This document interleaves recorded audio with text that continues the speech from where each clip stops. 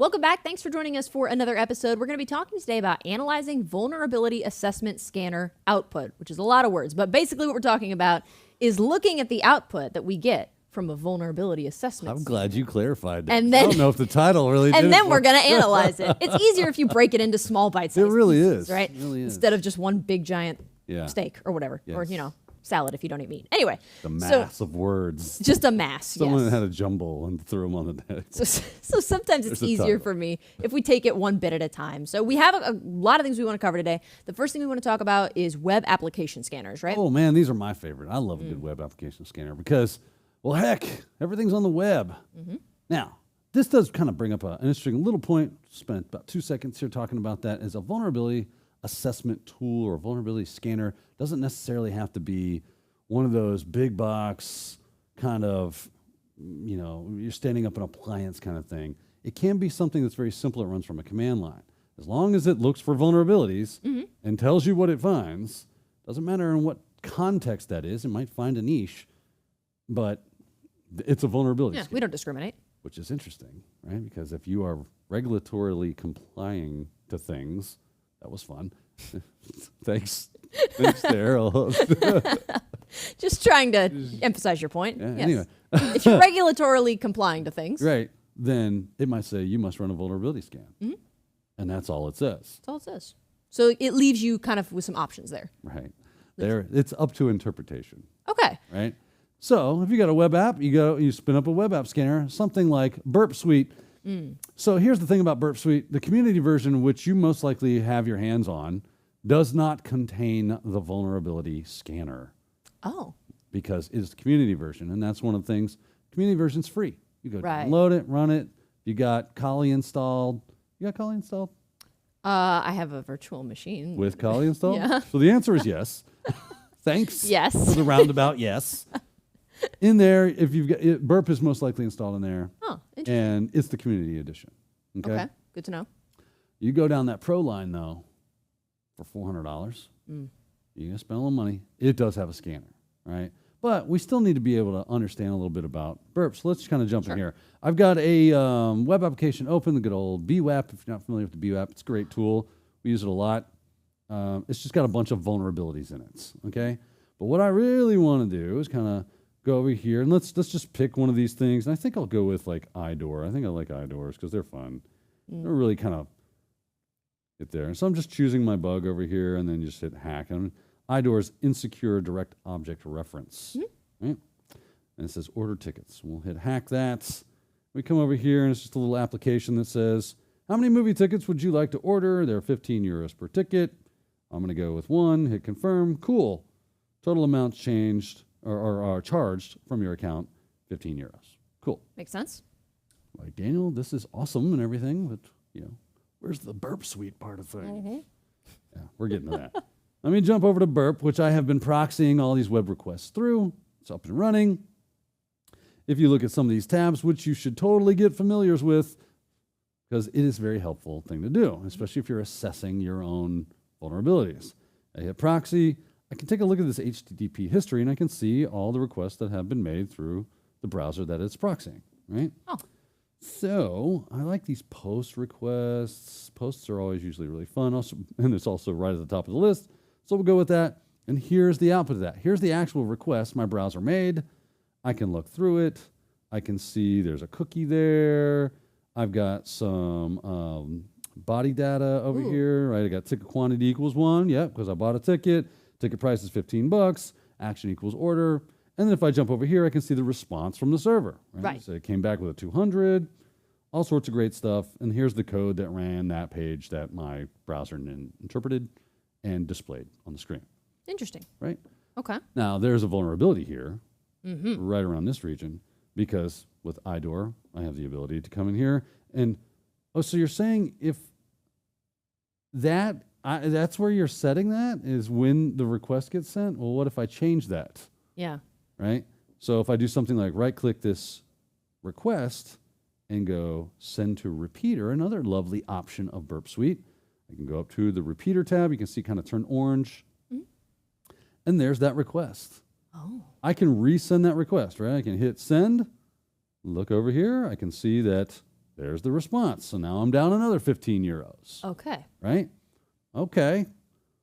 But remember, this is kind of fun about the repeater is I can now modify the request Right. before I change it. So what if I make this 1 and send? Well, now I'm down €1. Stealing. I'm stealing at this point. So this would be a way to, this is what we're talking about when you say interpret or analyze the results, the what comes back from your tools. Right. You need to be able to take a look at what's going on there and understand how to deal with the tool and interpret those results. And, oh, well, I saw this and I was able to go, Right. that seems a little crazy. I probably shouldn't allow that. Right. And lots of fun little tabs up there at the top of Burp Suite. So that looks like it would be Oh, fun. there's a bunch of fun stuff up here, yeah. Target one's fun because then you can kind of, like, as it maps its way through, you can see all the fun things that it finds and how that goes. I guess that's the Firefox setting one that was just like, why is this going crazy? There's the BWAP. And you can see it's finding any page that it requests or reaches out to or sees. It's going to map it there. So it's a nice one. Proxies also are great. You can turn the intercept on, which is nice. So you can, in real time, as you make the request, it'll stop it right here. And you can make modifications before it gets sent. Interesting. Yeah, and sometimes that's necessary to do. Wow. Not every time. It's like a whole toolbox of stuff. Intruder's fun. This is where you can programmatically go through different requests. So I want to make a specific change to a specific area over and over and over again and see what kind of results come back. Intruder does that for us. And this is all in Burp Suite. This is just one tool. This is one tool. And right? that's not the only game in town. Right. It's definitely not the only game in town. And remember how I said Burp Suite Pro gives you that scanner, that vulnerability scanner per se? We don't get that with here. But guess what? I'm going to close this. Are you sure I want to exit? Heck yeah, I'm sure. Get you some OWASP Zap. Ooh. The OWASP Zap tool, the Z attack proxy, as it were. This basically does the same kind of stuff. But it also has a vulnerability scanner, and it is open source. This is free 99, okay? So I'm just going to hit start because I don't care about session. And you can come in here, and you can, it's wanting me to do an update. I'm just going to close that. And I can say, hey, I want to do an automated scan. I can do a manual explorer. Cool, automated scan. Give it the IP address, 2.1, what was it, 33/BWAP.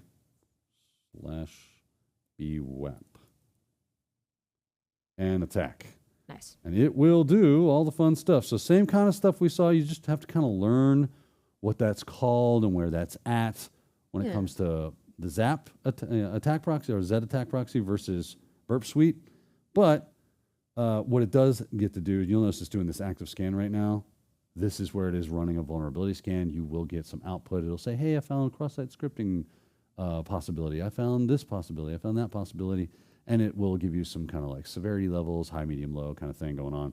So you need to be able to interpret what's going on here and seeing that when it's done. But 44% through. I don't know that we'll sit here and wait for the whole entire thing. I guess can I stop it? Probably, yeah. But yeah, I guess maybe depending on what tool you're using, you would just need to familiarize yourself with the layout and where everything is and what things are called so that you can use it effectively, right? Exactly. And you'll notice I already have results, even though I didn't let it finish, right? Absence of anti-CSRF tokens, right? Content security policy header not set, right? So it is showing you these things might be a vulnerable area, right? Missing anti-clickjacking header. That's like an important thing. If this was my real website, I'd be like going, oh, that is not good. I guess I forgot this is the BWAP, so it's going to be like intentionally buggy. So, but for a second, I was like, dang, what are these people doing? You write some jank code, Daniel. Like, I didn't write this. This is. Should we call somebody? Yeah, I mean, you just have to sit down. Let's have a talk. I think she can make websites. But there you go. That's Burp Suite versus Zap.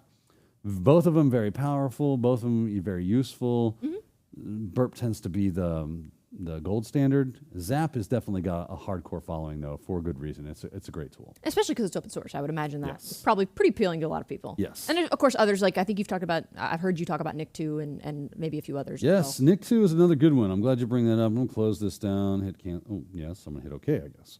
OK. The process. Close that out of my way here. And let's just jump into a terminal. And this is where we run our friend Nick2. So if I wanted to run Nick2, I can do --help to get all the fun things it can do. right? Which is nice. It can do SSL. It can do tuning. You can tell it to do no SSL because sometimes that's actually something you need to do. But basically, the big thing is just the easiest. Just run. This is the host I want you to scan. Yeah. Right? And you can just do -h instead. But so if I do nic2 -h and I give it http:// give it the domain or URL, whatever it is. So here I'm just using IP addresses because it's all local. Right. 192.168.202.133. You might have. I got too many 192s. You doubled up. I went Doubled up. 192 crazy. You're just so excited. I just love them. I mean, the way it rolls off the tongue, right? WAP. There we go. And a lot of times I like to save that output to like a text file or something. You can save it to HTML files as well. So I can say bwap.htm. And I'll get the text-based output, and I can start to see these are interesting things that it's finding because some of it does say this might be interesting, right? That is true. But it'll also say, oh, I found file injection. I found this, or a file inclusion, not injection. File inclusion. I found this. I found that. You might want to check that out. And then when I want, I can come over to my browser, and I can open that file. So just what is that? Control O. Yeah. And then that was called, take it to home. We called that bwap.htm. There it is. Open it up, and there's my results. That's what we're looking for. Nice. Right? So nic2 got a couple different ways which you can get results. Last but not least, let's take a look at Arachne. I go into, I just downloaded this into, there was a tar file which dumped it into this Arachne folder under bin, not bin. I'm going to run the web thing there, so just fire that off. Arachne_web. Let that get spun up. Once it gets going, it'll have the ability to give me my scanner. I can use a web interface to have control over the scanner. You can tell me right now it's listening on this, so I will just open that link. I thought that was a pun you were trying to make, but I'm realizing maybe it was unintentional. No. Spinning up the web. I'm spinning up the web. Try again. Yes, I know. Why is this? Why am I hitting the wrong thing? Turn off. Thank you. There you go. There it is. Get logged in. This is the default creds for this. So admin.admin and then administrator. And I've already run a scan so that you can just kind of see what that looks like. So under scans, I can just hit the scan that I've recently finished. And then we can take a look at the output, which is right here. You can see we've got some real problems, right? Yeah. And if you click these, kind of drops these down, shows me all my high. So I got a cross-site scripting in path. I got a CSRF. I've got a cross-site scripting in the HTML tag. I got a path traversal problem. So this is actually, I really like Arachne as a web app vulnerability scanner, doing that scanning, that proper scanning. There's other ones out there like Skipfish and whatnot, but Arachne with Burp Suite or Zap, a little nic2 on top of that, man, you're a web app scanning fool. You're going to find yourself a lot of, you're going to find vulnerabilities. Yeah, no kidding. If they're there, it's probably going to uncover it for you and let you get at it. Veritable cornucopia of web application scanners. A myriad. A myriad, if you will. A bevy. Yes. But there's also vulnerability scanners like Nessus and OpenVAS, right? So these are the big dogs on the market, right? They're kind of especially like Nessus and Qualys and so on, but Nessus is specifically called out, so I want to make sure that we go over that. I think over here, I went and found Nessus. Yeah, here's where if you want to get that download link. So if you want to download this, there is a Nessus Essentials, I believe it's called, that you can install a free version of Nessus. But Nessus is a pay-for thing from Tenable. Oh, okay, good to know. Right, Tenable. It's going to run you some bucks, but it's worth it. If you're doing this and you need to do an assessment for VA, this is definitely a good one to use. Okay. That's the only game in town, but there you go. Sure. I don't have it installed just because I typically run OpenVAS because it is open source, it's free, and it's pretty good feature filled. So I'm gonna close some of these down. Let me open that up. 192.168.2.135, I think it's on. There we go. Just gotta tell it I accept the risk. We'll get logged in. OpenVAS is another one that's, because, like I said, I like it because it's open source. It works really well, does a good job. Like you can see, I've run a couple of scans. I can see those scans. I can got really great dashboarding that's going on here. Let's see here. I can go to results, and we can take a look at these results. And here getting crazy. There we go. Get scrolled in. We see we got a problem with Adobe Flash Player going on here. We got an end-of-life detection, and I can see that this is being treated as a high or critical. I think it's using a different version of the CVSS scoring. Okay. And along with some other things where it's getting its high, medium, low, critical kind of ideas. Sure. Yeah. So just keep that in mind that not everything is the same. You got to understand how your product works, but ultimately the results that you're getting are fairly similar. Right? Okay. So that's just what you want to be able to take a look at. Where was this at? When it was created? What was the IP of the device? What was the severity? And of course, you can click on these things. They give you more information. There is the product. There is the log. I can see view details of product detection. I can click this. It's going to give me a lot more information when I say that. Sometimes it is, sometimes it's not. But there we go. Detected Adobe Flash Player, version 10.3. So that's good, knowing versioning. All sorts of great stuff. A lot of times it will have even more information about why it thought this was a vulnerability. Obviously, this is an end-of-life thing. That's an easy thing to verify. Right. Because are we on version 10.3.183? Is that a good version? If not, we probably need to look at updating. Yeah. Right?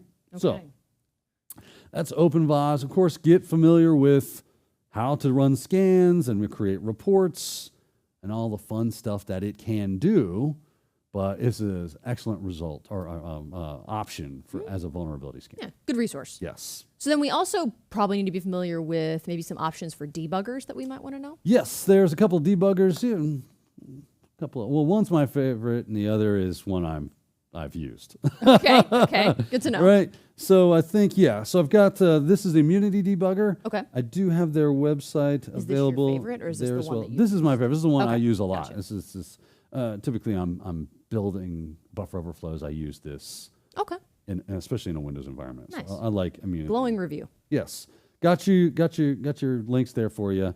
Jumping back over here, I'm running a program through here. I've already got it attached, and you can see just need to be able to kind of like look through what's going on in here. This is the actual assembly code that is being run at this point in time, whatever function that is. Mm-hmm. You can see those assembly codes right there. We've got a move, we've got a call, we've got a jump, and it's giving you the register in which to go to, what to run. You can see DLLs that are being loaded. There's the stack right here, what's on the stack. I can take a look at this and find out what's going on over here.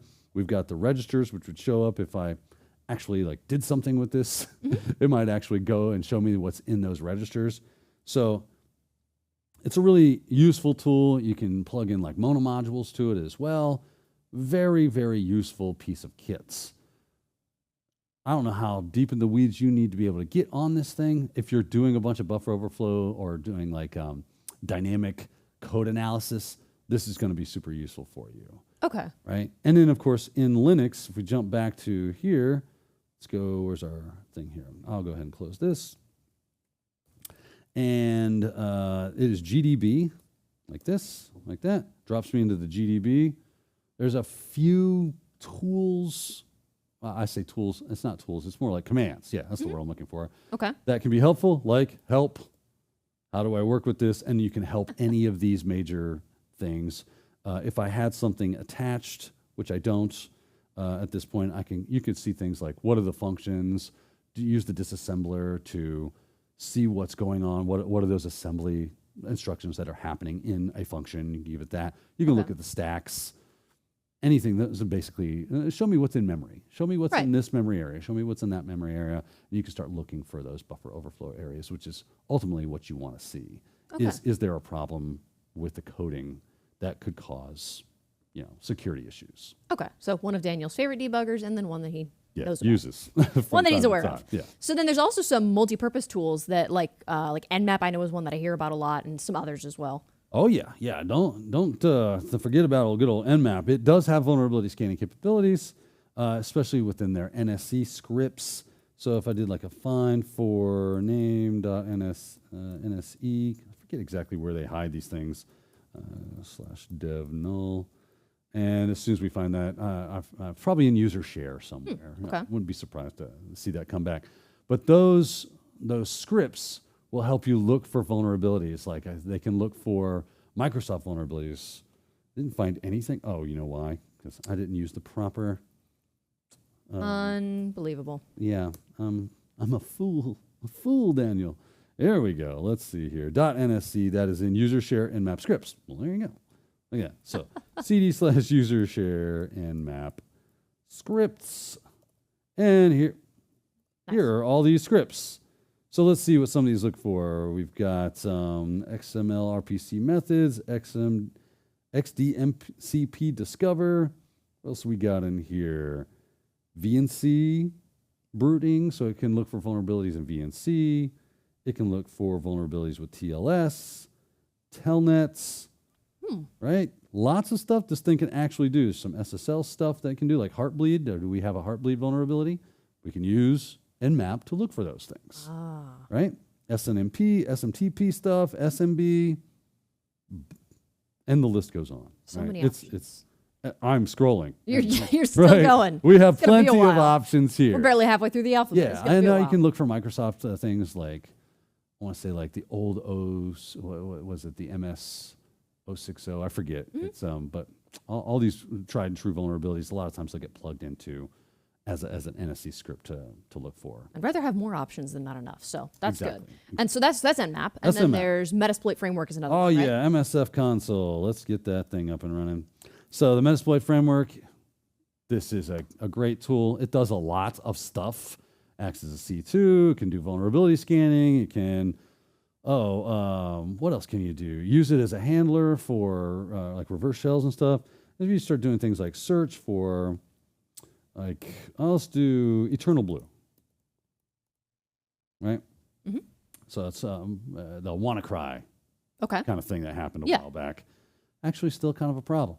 But I can see that a lot of times you'll see that some of these things will check. Is this thing susceptible? Is it vulnerable? Right, so I've got this exploit, Eternal Blue, SMB remote kernel, pull corruption, average, eternal. Oh, I love when it overscrolls. Let's see here. What's another? Eternal Champion, remote Windows command execution, eternal romance. Oh, here we go. Detection, right? So I can do, this overscroll is going to kill me. Sorry, people. This is what's happening. I didn't make it this way, but it's just easier to read. It's just easier. Yes. There we go. SMB RCE detection. There's one for detection right here. So if I use number 3, so I guess I just use 3. There we go. Use 3. Now we get that one. And we can look at the options, which I just typed in options. We can see what needs. So I need an R hosts. I'm on the right ports. Maybe a username and passive, I've got one. And it will check the device to see, is it susceptible to this? Okay. It does that for a myriad of different things. Tomcat, struts, you name it, right? This thing can do a ton of stuff. So MSF console is the command to get into the Metasploit framework. Check it out if you haven't already. And then there's also Recon NG. Recon NG, yeah. Let's dig into the guts of Recon NG here. Make this a little bit more human readable again. If we could go into detail on all of them, we would, but there's just so many. There it is. So Recon-NG is what we're looking for. Yeah. Right. And then from here, you start creating this. It's almost like a Metasploit for web app testing. Oh, Okay. I know I didn't get dropped in web app. It is multi-purpose technically. I guess that's why. But a lot of times it's just for doing recon. Okay. For whatever. You see it used a lot for web app stuff. Yeah. Okay. So what we can do is we can create a workspace so everything gets contained. So if I say, Nice. what is it, workspace, create, and we'll call it, IT Pro. We'll just call it IT Pro. Well, workspaces create, I bet, is what's the problem there. Yes. There you it was go. very angry Oh, with me about that. But hey, these things get broken from time to time. It's a GitHub repo. I got all these links in the notes for you, so you can download these things and have some fun. But you'll notice it did drop me into the IT Pro workspace. Nice. So even though I got some ugly red text going on, things are still working. So that's good to know. The next thing you want to do is check out the marketplace. Marketplace. And then it gives you some information there, as you can look for info. You can do an install, refresh, remove, or search. Let's do that. Marketplace search. And in here, you can start looking for things that you want to install. These are fun things. Once you have those, there's going to be your modules. So this is where I'm looking for a cool module. One of my favorite modules is called Hacker Target, right? Which sounds fun. Yeah, it's easier if you just go Marketplace search Hacker Target like that, and then there it is. And then you can install Marketplace, install Hacker Target, and here you go. I've already got it installed. So from here, what I'll do is I want to load that module up. So I'll say module load Hacker Target. Might be plural modules. Modules. Thank you very much. You are absolutely right. It gets me every time with this thing. I always have to type the commands twice. It doesn't really seem very intuitive that it's plural. Yeah, I know. It's just very strange. It is a module. It's not modules load. Yeah. To me, listen, Tim, buddy. I actually know Tim a little bit. I took a class with him, and he was a nice guy, and we kind of hit it off a little bit. Change that, would you? Would you? If you're listening, just change that for me. Just wants to watch the world burn. He does, apparently. All right, let's set the options here. So you can just take a look at options, which I should have done. You can see you can list or set or unset. So if you want to know what they are, I'm just going to set the source to be itpro.tv. So it knows who our target is, right? Right. So I'll say options, set, and then you say source itpro.tv. There we go. Bam. And then you just hit run. It's running, and it did some stuff. It found a bunch of hosts. Wow. And now I can say show hosts. And it shows me all the hosts that it found. And that's all contained within that workspace. Oh, when you say these are multi-purpose tools, you are not kidding. I kid you not. They do lots of stuff. Yes. So much room for activities. So I know we're kind of running over on time. I do really quick, if you don't mind, could we talk a little bit about cloud infrastructure? Yeah, let's hit their GitHub pages on these because we've got a few of these, right? So first one, we're going to hit a Scout Suite. All of these things, what they do is they look for vulnerabilities in your cloud platform. Okay. Okay. Makes sense. I believe they'll tell you whether or not they are platform specific. Some of them are, some of them are not. So let's see here with Scout Suite. It is a multi-cloud security auditing tool which enables security posture assessment of cloud environments. Ultimately, what you're going to do is run this against your AWS, Microsoft Azure, Google GCP, I guess I'll say that, Alibaba, which is very popular in the Asian area. That's true. Right? Oracle Cloud Info. So these are the cloud infrastructures that Scout Suite supports, and it will look for vulnerabilities and spit out that information to you going, hey, have you seen how you've done this over here, which is wrong? It's bad. Yeah, you should probably fix that. Right? And they've got some demonstrations here, so if you want to kind of check in that, you can. And it's just an easy git clone away of getting it onto your system. Another one is Prowler. Let's see here. Prowler, open source security tool for AWS, GCP, and Azure. So nice, kind of hits the big three.